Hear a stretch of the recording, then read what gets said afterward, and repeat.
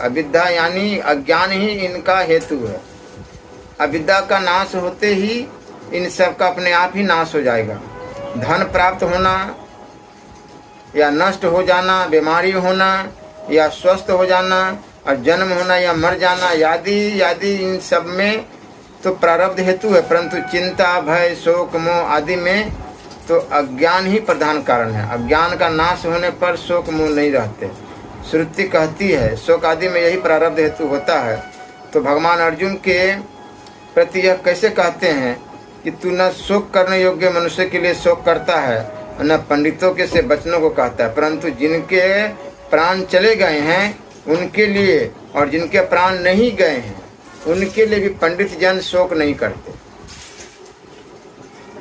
अज्ञान का नाश ज्ञान से होता है। हमें साधन करके उस ज्ञान को प्राप्त करना चाहिए, जिससे शोक, मोह, चिंता, भय, चोरी, बेविचार, झूठ, कपट और आलस्य, अकर्मण्यता आदि दोषों का सर्वथा नाश हो जाए। ज्ञान होने पर अज्ञान का कार्य नहीं रह सकता।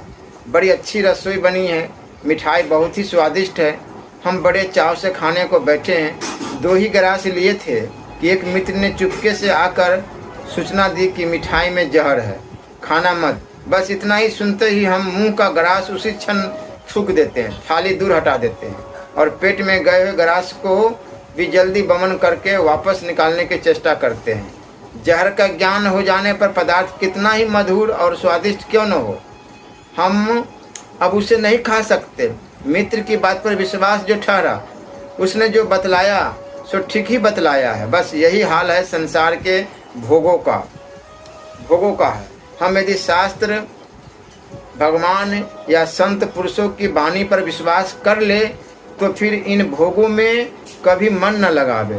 भगवान स्वयं कहते हैं कि जो ये इंद्रिय तथा विषयों के संयोग से उत्पन्न होने वाले सब भोग है, यद्यपि विषयी भोगों को, पुरुषों को सुख रूप भासते हैं तो भी दुख के ही हेतु है, और यदि अंत वाले अर्थात अनित्य है। इसलिए हे अर्जुन, बुद्धिमान पुरुष उनमें नहीं रमता।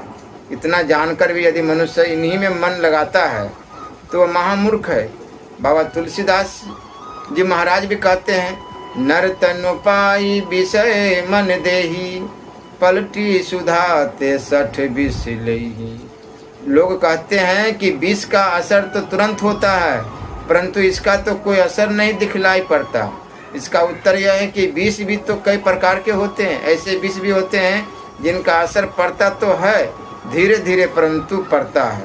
बड़ा ही भयानक